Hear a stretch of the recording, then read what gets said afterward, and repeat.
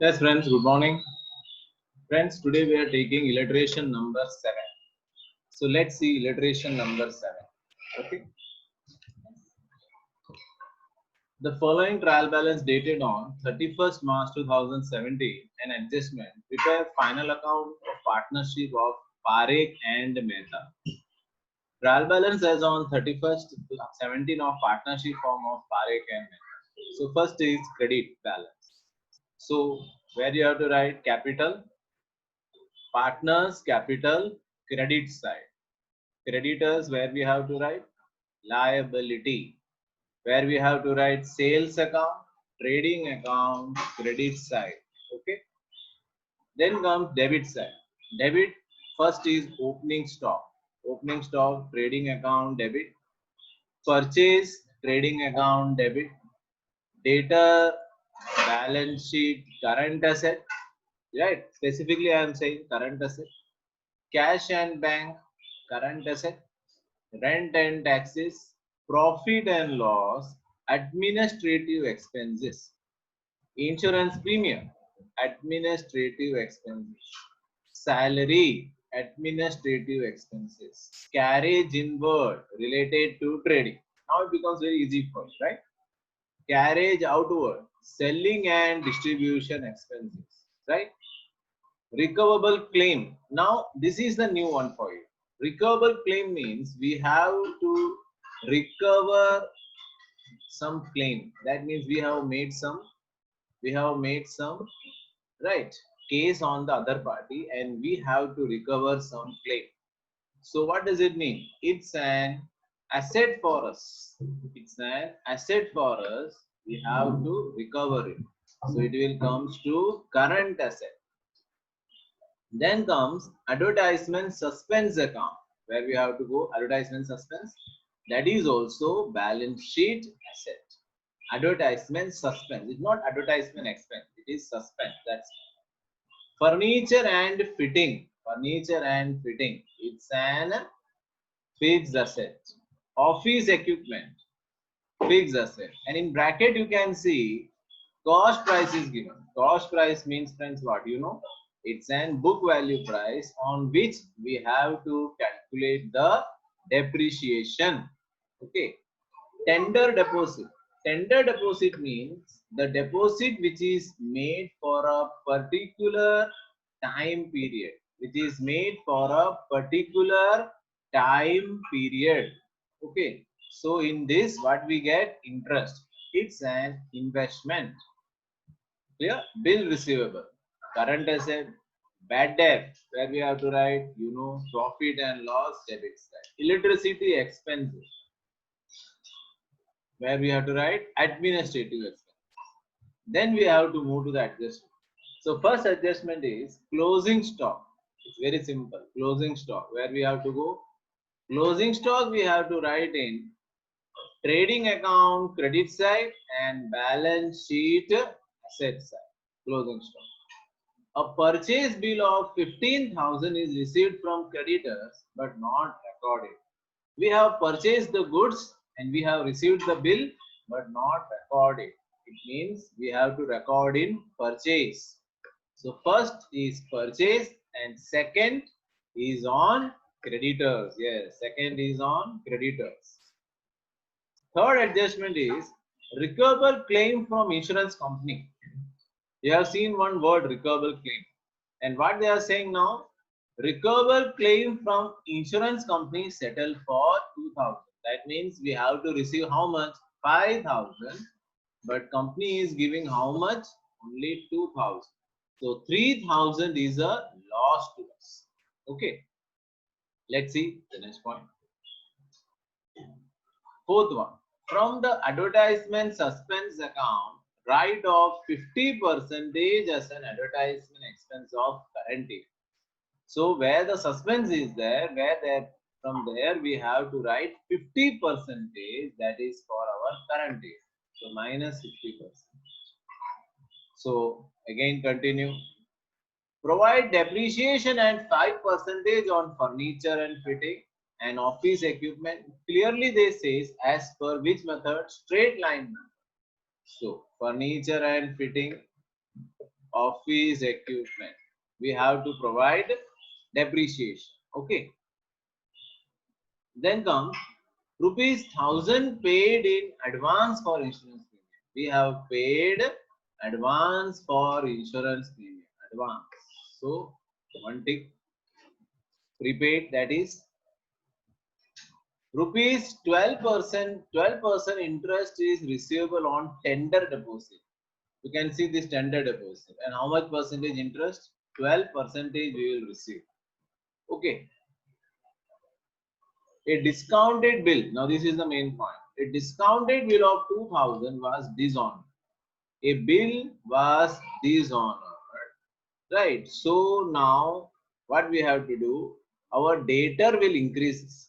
Our debtors will increase, and our not cash balance, bank balance will reduce. Why reduces? Because that bill has been already discounted. So let's see. You can see here.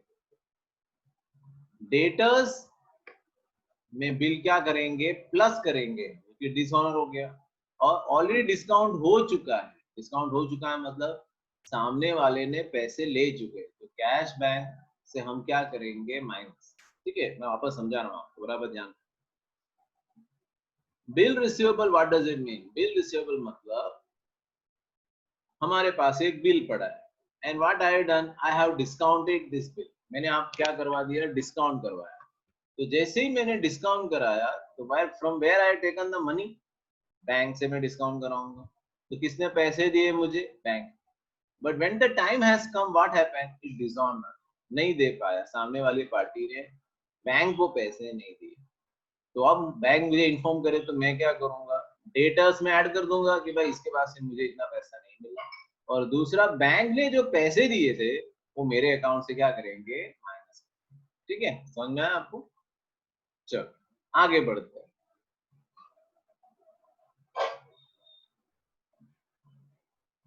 Provide 2% bad debt reserve on debtors. Normal point. चलो शुरू करते हैं.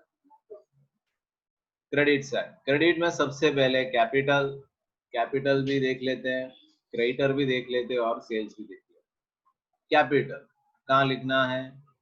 Partners capital credit side. You can see partners capital credit side. It is not mention, लेकिन हमें बनाना है. यहाँ पे नहीं लिखा है. We have to prepare partners capital. और वहां क्या लिखेंगे? By balance brought forward. Parekh में 50,000 और मेहता में भी 50,000. ठीक है. इसके बाद उसके बाद क्या था? क्रेडिटर्स और सेल्स. क्रेडिटर्स तो बोलो, क्रेडिटर्स कहाँ लिखेंगे? Liability side. और sales trading account credit side. 3 point हो चुके हैं. अब देखते हैं. डेबिट में ओपनिंग स्टॉक दिया है, परचेज दिया है और डेटर्स दिया है. Opening stock. ओपनिंग स्टॉक हमको दिया, मिल गया. परचेज दिया, वो भी हमारे से हो गया. अब क्या चाहिए? डेटर्स. डेटर्स हम जानते हैं करंट एसेट में आना चाहिए, तो करंट एसेट में हमने डेटर्स भी लिख दिया. चलो आगे बढ़ते हैं. 3 पॉइंट हुआ. कैश एंड बैंक बता रहे हैं, रेंट एंड टैक्स बता रहे हैं और insurance premium. Cash and bank, rent and taxes, insurance. Cash and bank ये भी कहाँ जाएगा? एसेट में जाएगा. कैश एंड बैंक ये रहा. रेंट एंड टैक्सेस ये कहाँ लिखेंगे? Administrative expenses. एडमिनिस्ट्रेटिव एक्सपेंसेस ये रहा. Rent and taxes, insurance premium. बराबर. After that what we have to do? Salary carriage inward और कैरेज आउट. सैलरी बोलो, सैलरी कहाँ जाएगा? प्रॉफिट एंड लॉस ये हो गया. कैरेज इनवर्ड ट्रेडिंग में और carriage outward selling and distribution. अब आपको इसके नाम याद होने चाहिए, कौन सी चीज हम कहाँ रखेंगे. ठीक है. तो कैरेज आउटवर्ड तक हो चुका है. Recoverable claim, advertisement suspense, furniture, office equipment, tender deposit, bill receivable, ठीक है, सब एसेट वाले एक साथ आ गए। तो एसेट में जाके देखते हैं। एसेट में देखो सबसे पहले रिकवेबल क्लेम,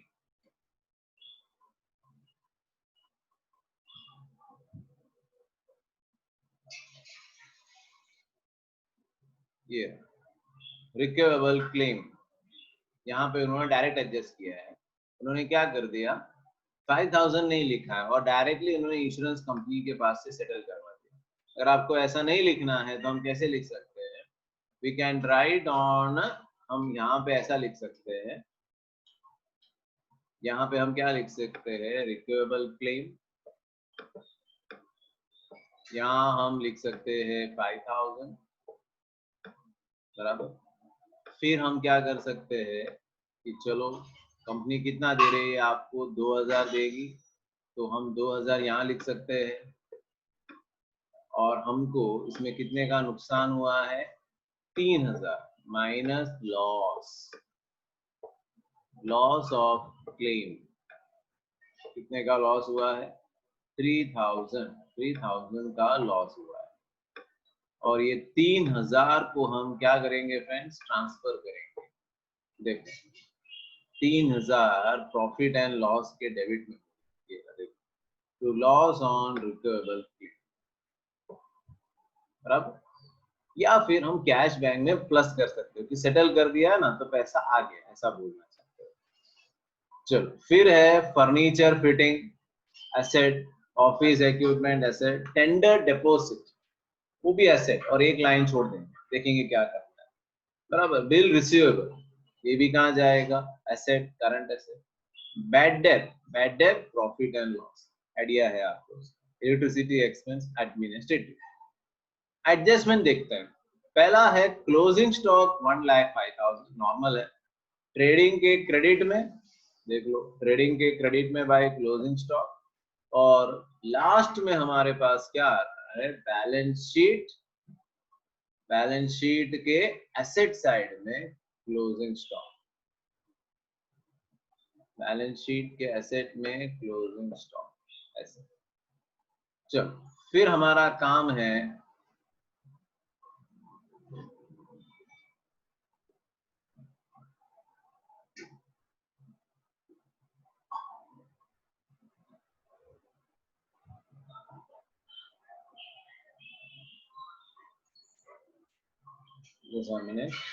क्लोजिंग स्टॉक के बाद है purchase bill of 15,000 is received from creditor but not record, हमने रिकॉर्ड नहीं किया है, तो कहाँ रिकॉर्ड करेंगे, परचेज में हम रिकॉर्ड करेंगे 15,000, बराबर। और ये परचेज में प्लस करने के बाद एक और जगह हम प्लस करेंगे, दैट इज क्रेडिटर्स में 15,000 हम ऐड करेंगे, ठीक है। परचेज होने के बाद third point, recoverable claim insurance company, वो तो हो चुका है। एडवर्टाइजमेंट सस्पेंस में से 50% करंट है, बराबर। तो रिकवेबल क्लेम में पहुंचेंगे, सॉरी एडवर्टाइजमेंट सस्पेंस में पहुंचेंगे, उसमें 50% रिटर्न ऑफ 4500, बराबर। अब ये 4500 को हम क्या करेंगे, ट्रांसफर कर देंगे। ये कहाँ जाएगा, that is also profit and loss debit side. यहाँ ये होने के बाद provide depreciation on 5% on furniture and fitting and office equipment as per straight line method। तो फर्नीचर एंड फिटिंग पे क्या देना है हमें, डेप्रिसिएशन देते जाना है। तो फर्नीचर एंड फिटिंग पे डेप्रिसिएशन 1500, ऑफिस इक्विपमेंट डेप्रिसिएशन 700, ये दोनों को हम ट्रांसफर कर देंगे प्रॉफिट एंड लॉस। ये सब हमारा अच्छी तरीके से प्रैक्टिस हो चुका है, तो आपको वापस प्रैक्टिस करना है। फिर लिखा है 1000 paid in advance for insurance premium, 1000 रुपए हमने इंश्योरेंस प्रीमियम दिया होगा। तो इंश्योरेंस प्रीमियम में से क्या करेंगे, हम माइनस करेंगे और इसका दूसरा इफेक्ट आएगा, वो कहाँ जाएगा फ्रेंड्स, बैलेंस शीट के एसेट साइड में हम लिखेंगे प्रीपेड इंश्योरेंस, ये बात, बराबर। फिर देखते हैं क्या कहना चाहते हैं। 12% interest is receivable on tender deposit. चलो ये मोस्ट इंपॉर्टेंट पॉइंट। तो एसेट में देखो हमने टेंडर डिपॉजिट लिखा होगा, टेंडर डिपॉजिट ये रहा, देखो 6,000 रुपए हमने टेंडर डिपॉजिट लिखा है। तो 6,000 का 12%, 720 रुपए आएगा पूरे साल का, लेकिन 6 महीने की बात है, तो 720 डिवाइडेड बाई 6 डिवाइडेड बाई 12 कितना आएगा, 360 रुपीज मिलना बाकी है। अब ये हमने एसेट में लिखा है तो हमारे लिए तो इनकम ही होगा, इनकम है, इसलिए प्रॉफिट एंड लॉस के क्रेडिट इंटरेस्ट ऑन टेंडर। ये डिस्काउंटेड बिल अभी मैंने समझाया आपको, बैंक से डिस्काउंट करवाया है, तो अब बैंक से क्या होगा, ये माइनस हो जाएगा, बैंक से क्या होगा, माइनस हो जाएगा डिसऑनर की तरफ से, और बैड डेट डेटर्स में क्या करेंगे हम इसको प्लस डिसऑनर, ठीक है। फिर बोला गया है हमसे कि provide 2% bad debt reserve on debtors, debtors पे 2% बैड डेट रिजर्व, तो डेटर्स पे बैड डेट रिजर्व दे देंगे ये 3040, फिर इसको ट्रांसफर यहाँ पे आ जाएगा बैड डेट रिजर्व, तो बैड डेट ट्रायल बैलेंस और बैड डेट एडजस्टमेंट प्लस करके बाहर आ जाएगा 7040। चलो तो अब सम टैली करते हैं हम। सबसे पहले ट्रेडिंग में आ जाओ, ट्रेडिंग का टोटल आएगा आपका 7,05,000, 7,05,000, ओके। अब ये 7,05,000 सामने भी लिखो, रिटर्न। अब माइनस करके देखो, आपका गैप आएगा 2,42,000 का गैप आएगा, इसे हम कहेंगे ग्रॉस प्रॉफिट, कहेंगे ग्रॉस प्रॉफिट। फिर इसे ट्रांसफर करेंगे हम क्रेडिट साइड, फिर हम इसका टोटल करेंगे तो हमारा टोटल आएगा 242,360, वही टोटल सामने 242,360। फिर हम माइनस करेंगे तो हमारा आंसर कुछ ये आएगा 149,570, राइट। अब देखो इन्होंने कैपिटल अकाउंट यही बना दिया, क्योंकि इसमें इंटरेस्ट नहीं है, सैलरी बोनस पार्टनर का नहीं है, इसलिए उन्होंने इसी में एडजस्ट कर दिया। वैसे ही बना सकते हो, या फिर पीएनएल एप्रोप्रिएशन बना के भी ट्रांसफर करोगे तो one and the same thing ही होने वाला है, so nothing to worry for it. तो ये 149,570 इक्वल रेशियो में जाएगा, इक्वल रेशियो में बांट दिया है मैंने। तो अब ये ट्रांसफर होगा पार्टनर्स कैपिटल में, जो इन्होंने नहीं बनाया, बनाओगे तो क्रेडिट में जाएगा। ये डिविजिबल प्रॉफिट आ गया, ये मेहता जी का आ गया। अब इसका टोटल करके बैलेंस ये आएगा, कैपिटल बनाएंगे ना तब टोटल करके ये बैलेंस आएगा, सेम आएगा 124,785। अब ये आने के बाद हम इसे कहाँ ले जाएंगे फ्रेंड्स, बैलेंस शीट के लायबिलिटीज में लेके जाएंगे। बैलेंस शीट के लायबिलिटीज में लेके जाके इसका टोटल करेंगे। देखो तो ये दोनों इसमें तो क्रेडिटर्स ही बता रहे हैं, तो क्रेडिटर्स का टोटल करने के बाद 314,570, और वैसे ही यहाँ पे भी हम टोटल करेंगे। फर्नीचर फिटिंग में तो डाउट नहीं है, ऑफिस इक्विपमेंट में भी डाउट नहीं है, डेटर्स भी आपका क्लियर हो गया, याद है डिसऑनर बिल उसमें हमने प्लस किया और कैश बैंक में हमने माइनस किया, टेंडर डिपॉजिट हमने किया, एडवर्टाइजमेंट एक्सपेंस बताया मैंने, बिल रिसीवेबल हो चुका, क्लोजिंग स्टॉक हो गया, कैश एंड बैंक में इंश्योरेंस कंपनी में प्लस करके डिसऑनर बिल को क्या करेंगे, माइनस। Final answer, right. अगर आपने ऐसे किए हैं, ध्यान रखना, अगर आपने ऐसे किया है तो ये नहीं आएगा, ओके, ये ध्यान रखना, ये नहीं आएगा, ठीक है। तो टोटल आंसर आएगा 314,570, राइट। अब इसमें देखो 2 से 3 पॉइंट ऐसे हैं जो अलग है, और वो कौन से पॉइंट है।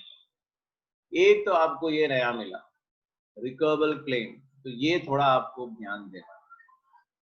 फिर हमने देखा 7%, फिर हमने ये देखा 8th पॉइंट। ये तीनों पॉइंट नए हैं आपके लिए, इसे एक बार देख लो अच्छी तरीके से। एक तो रिकवरेबल क्लेम है, कैसे करेंगे, कैसे करेंगे, डेटर्स में क्या करेंगे, प्लस करेंगे, और डेटर्स में प्लस करेंगे और बैंक में से माइनस, बराबर। I am talking about this discount bill. Recoverable claim में क्या करेंगे, कैश बैंक में प्लस कर देंगे 2000, और लॉस हो गया 3000 का, वो प्रॉफिट एंड लॉस में आ जाएगा, बराबर। इंटरेस्ट टेंडर डिपॉजिट पे देना बाकी, तो उसके लिए हम क्या करेंगे, 6000 रुपए हमने पैसे लगाए थे, उसपे 12% 760 रुपए होता है। पूरे साल का अगर देखे तो कितना होगा, 720, लेकिन 6 महीने के हिसाब से 360 लगेगा आपका। तो वो दो जगह आएगा, इनकम है ना, इनकम है, इसलिए टेंडर डिपॉजिट पीएनएल के क्रेडिट में और बैलेंस शीट के एसेट साइड पे आएगा।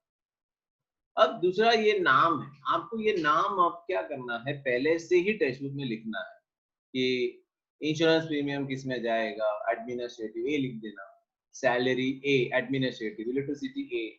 तो क्या है कि आपका काम बहुत आसान हो जाएगा, जल्दी होगा। रेंट एंड टैक्सेस ए लिखना है, sales and distribution, carriage, outward है, एडवर्टाइजमेंट सेल्स है, वैसे आपको एक एक नाम लिखना है। डेप्रिसिएशन है, बराबर। पता चला पीएनएल अप्रोप्रिएशन हमको बनाना है, भले इन्होंने नहीं बनाया है लेकिन वो सीक्वेंस में रहेगा तो बहुत आसानी रहेगी। चलो, तो ये सम भी हो गया आपका। अब इलस्ट्रेशन नंबर जो 8 है, इट्स अ बिग वन, तो ये हम बाद में करेंगे, पहले अच्छी तरीके से एक बार सब प्रैक्टिस हो जाए, उसके बाद हम वापस ये सब करेंगे, जिससे कि आपको क्लियर हो जाए। तो अब हम नेक्स्ट पीरियड में देखेंगे, बहुत बढ़िया सम है ये, एक बार प्रैक्टिस करोगे तो आपको अच्छा रहेगा। अब ये जो सम है इलस्ट्रेशन नंबर 9, राइट, ये हम नेक्स्ट पीरियड में रहेंगे, बराबर। तब तक एक बार इसे आप रीड करके रेडी रहना। इलस्ट्रेशन नंबर 9 माही और राही का सम है, वो भी इजी है, राइट, कुछ ज्यादा कुछ मेहनत नहीं लगेगी इसमें। आप तो एक बार आप रिविजन करो तो बहुत इजी रहेगा आपके लिए। इसमें भी पॉइंट है, एडजस्टमेंट है, 8 पॉइंट है। इसमें सबसे इंपॉर्टेंट पॉइंट ये एक बार देख लेना, शॉप रेंट पेड वाला है। फिर हाँ, बस ये 5th पॉइंट है जो थोड़ा हार्ड है, बाकी तो इजी है पूरा, ठीक है। तो चलो फ्रेंड्स, तो we have done up to illustration number 7, 8 हम बाद में करेंगे, ठीक है। तो 9th नेक्स्ट पीरियड में करेंगे। तो मैं चाहता हूँ कि 9th सम एक बार आप रीड करके रेडी रहे, ठीक है। चलो, okay friends, thank you for the day.